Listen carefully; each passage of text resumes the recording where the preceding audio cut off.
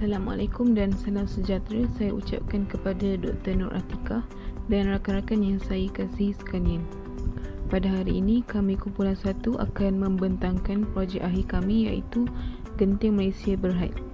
Ahli kumpulan kami terdiri daripada Nur Alisa, Nur Ain, Nur Akilah, Nur Fatihah dan saya, Siti Aisyah. Kita pergi kepada pengenalan. Sumber manusia ditakrirkan sebagai individu yang bekerja dan mengendalikan organisasi menurut William R. Tracy dalam Glosarium Sumber Manusia yang diterbitkan pada tahun 1991.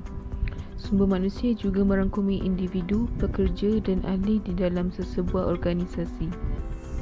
Berikut adalah fungsi sumber manusia iaitu cakna dan cekap dalam isu-isu yang berkaitan dengan pekerja seperti ganjaran dan pampasan, melatih dan mengambil pekerja, pengurusan prestasi setiap pekerja, melatih dan membangunkan pekerja baharu serta menerapkan budaya positif dalam organisasi. Syarikat yang kami pilih bagi projek ini adalah Genting Malaysia Berhad.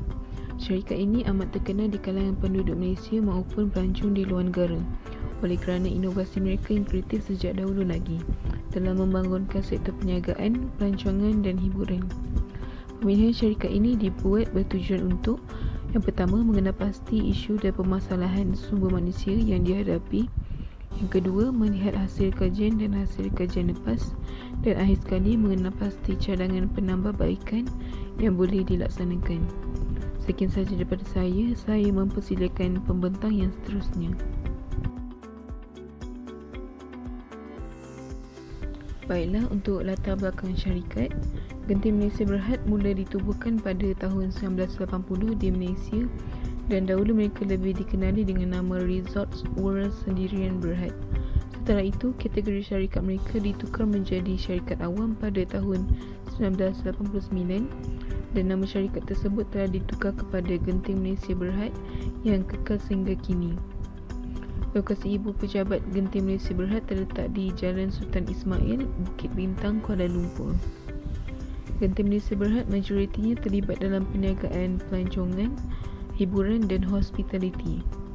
Perhotelan merupakan aktiviti utama syarikat ini dan dapat dibuktikan dengan pembinaan resort pertama mereka iaitu Resort Highland pada 31 Mac 1969.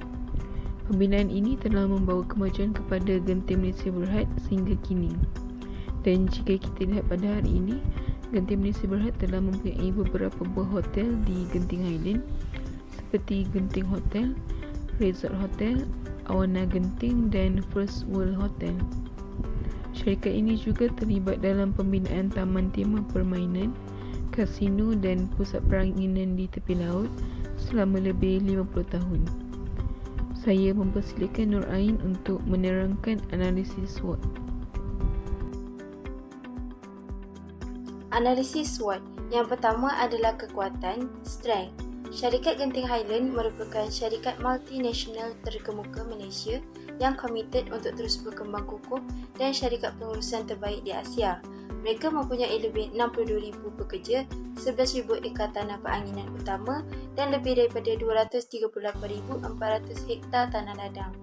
Mereka juga mampu menyediakan perkhidmatan pelanggan yang memuaskan kerana kemudahan yang hebat, pengangkutan dan juga teknologi yang maju untuk memenuhi keperluan dan kehendak pelanggan. Dan yang terakhir, kemudahan menarik seperti kereta kabel Skyway yang memperoleh sistem kereta kabel mono terpantas di dunia dengan kelajuan paling banyak 21.6 km sejam dan kereta kabel terpanjang di Malaysia dan Asia Tenggara. Seterusnya, kekurangan iaitu weakness. Yang pertama, mereka memerlukan kos yang lebih tinggi untuk sumber manusia dan fizikal untuk menyediakan barangan dan perkhidmatan yang terbaik, peralatan hotel dan pelan keselamatan untuk membuat pelanggan berasa selesa. Ini akan meningkatkan perbelanjaan mereka yang mungkin menyebabkan keuntungan yang lebih rendah. Yang kedua, salah satu perniagaan yang dijalankan di Genting seperti kasino hanya boleh disertai oleh bukan Islam kerana ia terletak di negara Islam, oleh itu mereka akan kehilangan sejumlah besar pelanggan. Seterusnya, peluang opportunity. Yang pertama, syarikat Genting Highland dapat menggunakan aplikasi atas talian yang mudah dan mesra pelanggan. Peningkatan penggunaan perkhidmatan dalam talian membolehkan syarikat menyediakan tawaran dan promosi baharu, serta pelanggan dapat menerima maklumat serta-merta melalui sosial media. Yang kedua, kedudukan Genting Highland yang terletak di puncak Gunung Titiwangsa 2,000 meter dari aras laut. Suhu berbeza yang sejuk dan mendung gabus serta pemandangan dari puncak dapat menarik minat pelancong asing. Yang terakhir, ancaman threat. Genting Group menghadapi ancaman dari segi tahap persaingan yang tinggi. Ia mungkin menghadapi saingan daripada organisasi besar dalam industri yang sama seperti Sunway Group Malaysia ataupun Legoland di Nusajaya Johor. Yang kedua, Genting Highland terpaksa berdepan dengan risiko tanah runtuh kerana syarikatnya yang terletak di puncak bukit. Disebabkan lokasi Genting Highland, kerajaan tidak mempunyai bajet untuk membina mereka sumber elektrik dan air. Jadi, syarikat perlu mengeluarkan modal sendiri untuk membuatnya. Isu-isu dan cabaran syarikat Genting Malaysia. Kumpulan Genting dijangka kurang buang pekerja. Dengan pengumuman PKP, industri pelancongan hampir 100% lumpuh. Pemilik resort Genting Malaysia Berhad dijangka memberhentikan pekerja dan menyusun semula perniagaannya selepas kemelesetan perniagaan bagi mengawal penularan wabak COVID-19. Dalam laporan suku tahunannya yang diserahkan kepada pasaran saham, Genting Malaysia melaporkan kerugian bersih RM417.9 juta akibat gangguan operasi perniagaan globalnya. Jika perniagaan tidak dapat beroperasi seperti biasa, maka pemberhentian pekerja adalah pilihan terakhir yang akan diambil oleh majikan. Seterusnya, isu Genting Malaysia rancang satu lagi pemotongan gaji pekerja. Gergasi Resort Genting Malaysia Berhad merancang satu lagi pemotongan gaji untuk mengurangkan kos di tengah-tengah pandemik COVID-19 yang berpanjangan. Selepas wabak itu menjejaskan operasi kasino, kapal persiaran dan pusat peranginannya sendiri, konglomerat yang diterajui syarikat Indo itu mengumumkan pemotongan gaji pertama sejak penubuhannya pada 1965. Kerugiannya disebabkan terutamanya oleh gangguan perniagaan global pada tahun tersebut akibat pandemik COVID-19. Isu yang terakhir, isu vaksin pekerja hotel Genting. Terdapat banyak kontroversi dan masalah seperti kadar vaksinasi yang perlahan akibat bekalan vaksin yang tidak mencukupi dan keutamaan vaksinasi yang tidak jelas. Ini menjadi masalah apabila tular di media sosial mengatakan pekerja Genting telah divaksin lebih awal. Kerajaan negeri Pahang perlu memberi keutamaan kepada rakyat Pahang lain yang lebih terdedah dan berisiko dijangkiti. Masyarakat tidak menyenangi perbuatan memotong barisan kerana terdapat banyak lagi pihak yang boleh diberi keutamaan berbanding pekerja hotel tersebut. Seterusnya, cabaran untuk syarikat Genting Malaysia Berhad yang pertama adalah merekrut dan mengekalkan pekerja.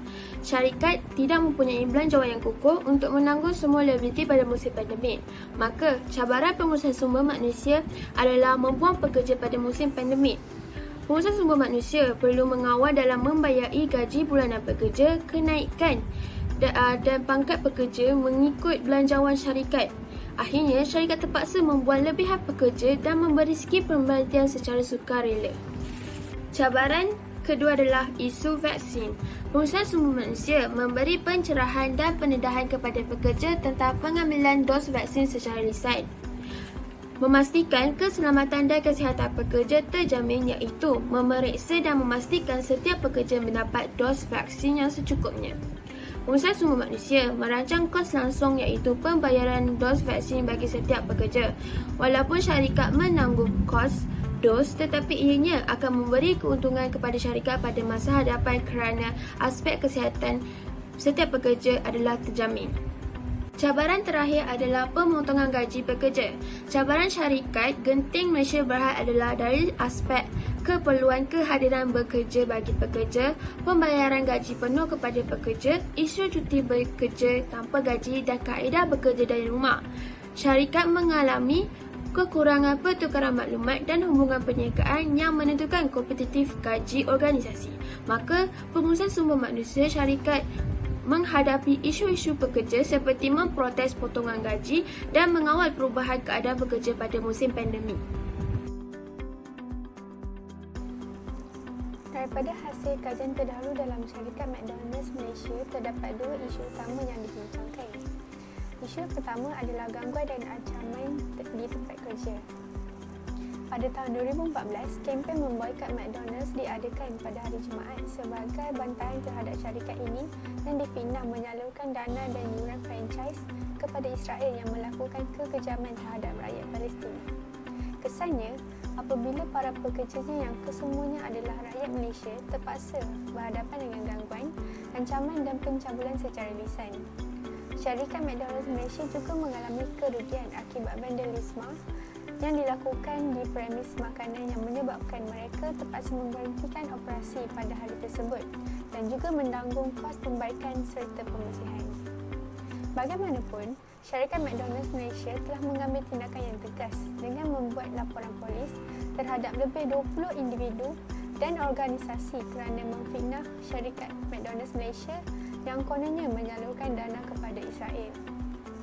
Tindakan ini diambil bagi menjaga kebajikan dan kesejahteraan pekerja McDonald's di seluruh Malaysia atas tindakan individu yang tidak bermoral. Justeru, bagi mengelakkan masalah yang sama berulang lagi, syarikat membuat pengumuman dalam laman web rasmi mereka menegaskan bahawa McDonald's Malaysia tidak menyalurkan jualan, keuntungan atau yuran franchisee daripada restoran-restoran untuk menyokong mana-mana yang menyebabkan sebab atau konflik politik di mana-mana negara di dunia. Isu yang kedua adalah kadar pusing ganti pekerja yang kian meningkat.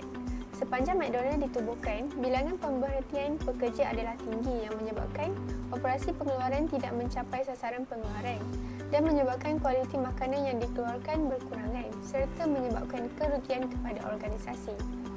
Isu pusing ganti pekerja terutama di kalangan pekerja McDonald's menjadi masalah kepada organisasi dan memberi kesan kepada perancangan pengeluaran dalam syarikat. Pekerja yang tidak kekal menyebabkan pusing ganti yang semakin meningkat. Oleh itu, terdapat beberapa cadangan yang boleh diambil untuk syarikat McDonald's Malaysia menangani isu ini.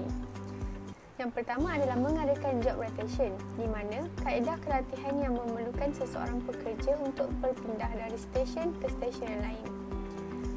Yang kedua adalah sentiasa memberi penekanan dan motivasi kepada pekerja yang menghadapi masalah supaya pekerja tidak merasakan diri mereka terbiar di dalam organisasi tersebut, serta sentiasa memberi penghargaan setiap hasil yang dilakukan. Dan yang terakhir adalah objektif dan target syarikat haruslah bersesuaian dengan kesanggupan dan kemampuan pekerja di dalamnya. Jika ia betul dilakukan, maka pekerja di dalam syarikat akan boleh mencapai semua objektif dan target yang diberi. Kaedah kajian yang dilaksanakan adalah dari data sekunder iaitu mendapatkan maklumat melalui internet dengan mencari laman-laman web, jurnal atau artikel berautoriti yang berkaitan dengan kajian yang dilaksanakan.